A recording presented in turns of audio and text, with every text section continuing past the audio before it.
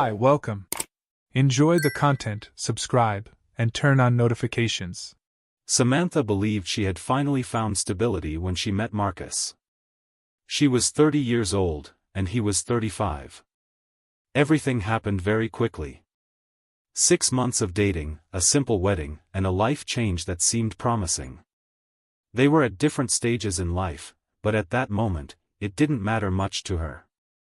Marcus was a calm man, methodical, always correct in his words and actions. He seemed like the safe harbor she had been searching for. At first, Samantha dedicated herself to the marriage as if it were her main mission. She organized the house, adapted her routine, and adjusted her plans so they could both move in the same direction. She had a stable job, managed finances responsibly, and believed the relationship would grow over time. But the connection between them was shallow. Conversations were always brief, limited to what was necessary for daily life. They shared the same space but felt distant, as if they were merely fulfilling an unspoken agreement of coexistence. As the months turned into years, this lack of emotional connection became more evident. Samantha noticed that Marcus didn't open up, keeping his thoughts and feelings guarded as if they were secrets protected by insurmountable walls. She tried to start conversations, provoke reflections, and share her concerns, but in return, she received short, dry answers, always accompanied by that look that seemed lost in some distant point. For a long time, she tried to adapt to his way of being. She believed that with patience, she could break through that barrier. However, as the marriage progressed, frustration began to weigh on her. What she once saw as a subtle trait, she now perceived as coldness. Hugs became mechanical, kisses became rare, and nights always ended the same way, with both of them turning to opposite sides of the bed, in silence. It was at this point that everything started to fall apart completely. Samantha lost her job in an unexpected layoff. The feeling of failure consumed her from within. The routine, which was already lonely, became an even deeper hole. She spent her morning staring at the ceiling, trying to understand at what point her life had become so empty. The days were all the same. Marcus left early, came home late, and barely looked her in the eyes. Without perspective and feeling lost, she sought professional help. She scheduled an appointment with David, a therapist known for his warm approach. In the first session, she was nervous and insecure, but David quickly put her at ease. He had a gentle way of guiding conversations, knowing exactly where to touch so she could open up without fear. For the first time in years, Samantha felt like she was truly being heard. The sessions became the highlight of her week. She eagerly awaited the day and time when she could sit in front of David and tell him everything she had kept inside. The pain, the doubts, the emptiness at home, the sense of failure at work, and above all, the loneliness that had accompanied her for years. David listened to every word attentively. His responses were always understanding, his advice seemed to embrace her in a way no one else did. Samantha threw herself into therapy as if she had found refuge. In the toughest moments, she remembered his words and felt immediate relief. The bond between them grew silently, almost imperceptibly. She believed it was all just gratitude. She told herself she admired David only because he was someone who understood her, someone who had offered support amid the storm. However, deep down, what she felt had already surpassed admiration. She thought about him outside of the sessions, remembered his gestures, his words, the way he looked at her while she poured out her heart. She started to dress up more for the appointments, choosing clothes that made her feel beautiful, applying perfume more carefully, and looking at herself in the mirror with a sparkle she had forgotten existed. Inside, she tried to rationalize all of this. She silently repeated to herself that it was just a natural reaction to someone offering support during a moment of vulnerability. But something inside her screamed that it was more than that. Each session became more intense. She noticed her own heart racing when he smiled, her hands trembling when he complimented her strength. It was as if, without realizing it, she was walking toward an abyss and, even aware of the risks, kept moving forward. Samantha believed that what she felt was pure, harmless, just a response to the warmth that was missing at home. She didn't imagine that, at that moment, she was taking the first steps toward a story that would forever change her life. Samantha's routine had already begun to revolve around the therapy sessions. Each meeting with David was awaited with silent anticipation, almost like a hidden addiction. She arrived burdened with thoughts and left feeling lighter, as if the exchanged words could dissolve all the accumulated anguish. With each new conversation, she felt more comfortable sharing intimate details of her life, and David, with the calculated patience of someone who knows how to engage another, always provided precise responses, almost as if he could read her mind. Over time, the atmosphere between them began to change. Their gazes lingered longer before breaking away, their words carried tones that moved beyond formality, and compliments became frequent, though still subtle. Samantha noticed the changes but preferred to pretend they weren't real. In her mind, it was just the reflection of a friendship blossoming, a bond strengthening simply because they felt comfortable with each other. Until one random afternoon, during a session when she was talking about the void in her marriage and the constant feeling of abandonment, the mood between them took on a different weight. David, upon hearing again about the loneliness she carried, stood up and approached her, breaking the safe distance they had always maintained. Without saying a word, he gently touched Samantha's face, and she, surprised, remained motionless. Their eyes met for seconds that felt eternal until he kissed her. Samantha didn't pull back. On the contrary, she gave in immediately, as if she had been waiting for that exact moment. Everything she had avoided admitting became undeniable. The kiss wasn't brief. The tension built up in previous encounters exploded there, without barriers, without breaks. That act broke down the last trace of resistance between them. From that day on, what were once therapy sessions became disguised meetings. She scheduled appointments even when there was nothing to discuss. The office stopped being a professional space and became the stage for a hidden romance, fueled by desire and the thrill of prohibition.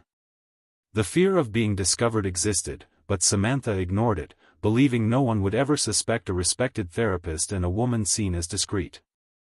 Each new encounter became more intense. She left feeling a mix of guilt and euphoria, torn between the awareness that she was betraying her husband and the certainty that she had found, in David, everything she had always wanted. At night at home, she looked at Marcus with indifference. His presence had become a constant annoyance. She avoided conversations, claimed fatigue, and retreated whenever possible. The marriage continued to appear normal to those on the outside, but internally, it was already destroyed.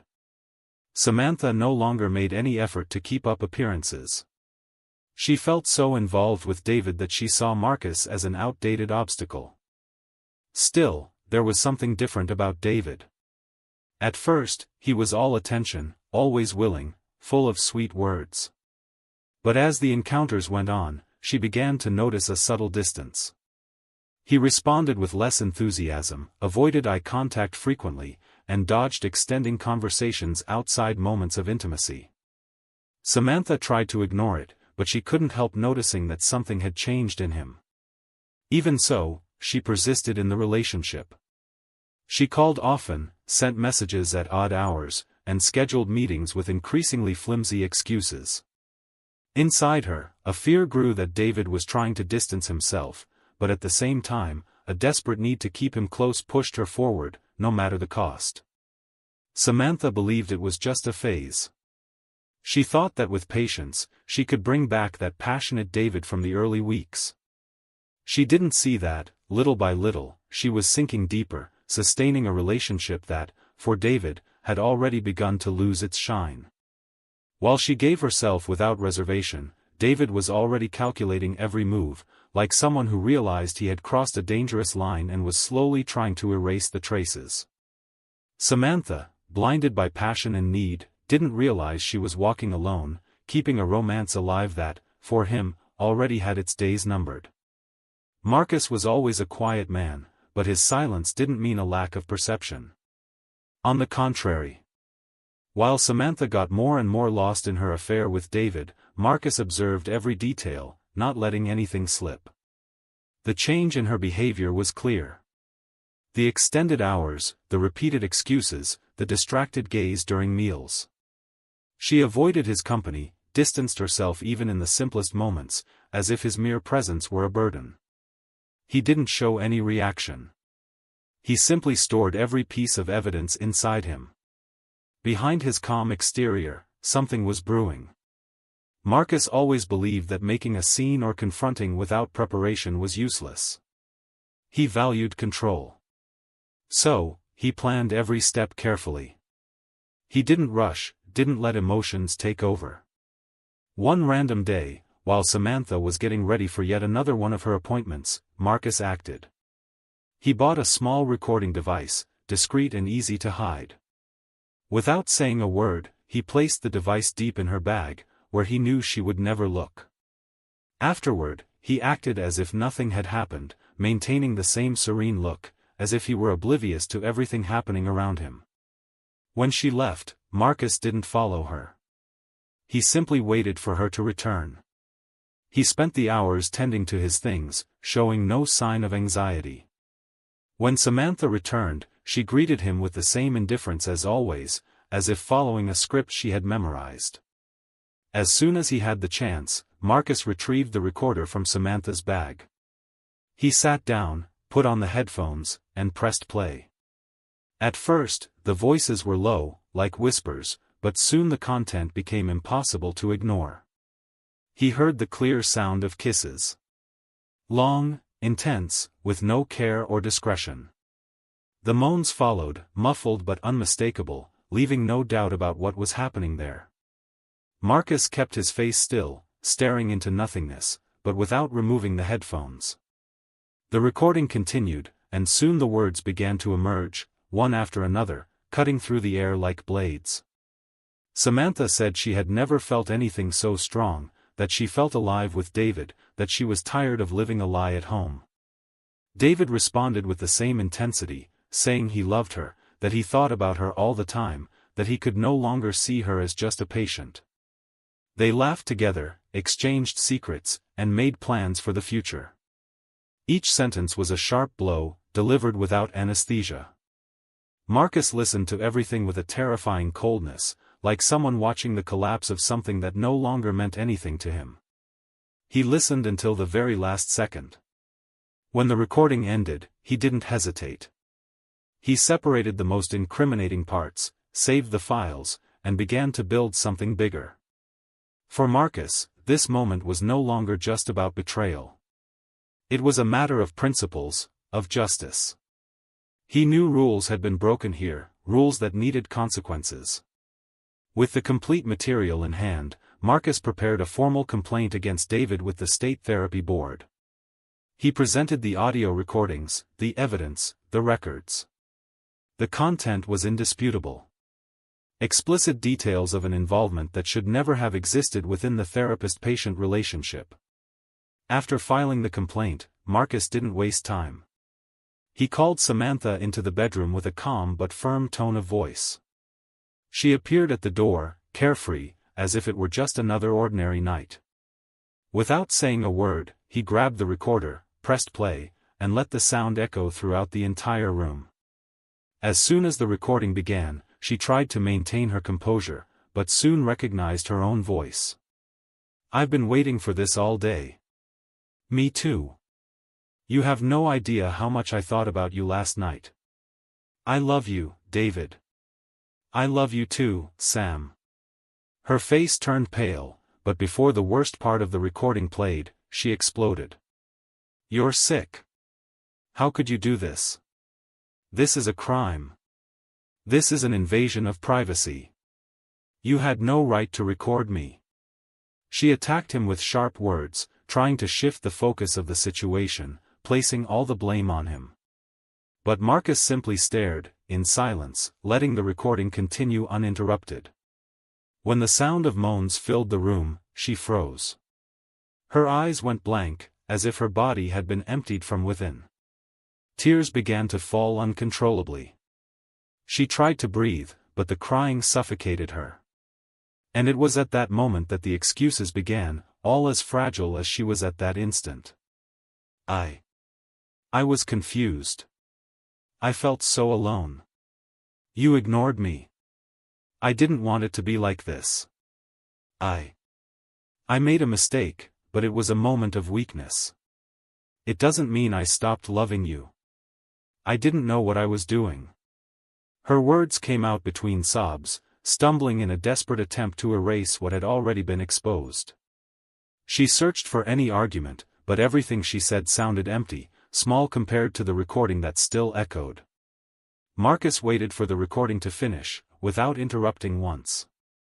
When the last second of audio ended, he raised his gaze, with a calmness that cut through the air around him, and said with dry firmness, without changing his tone, "Please, pack your things and leave."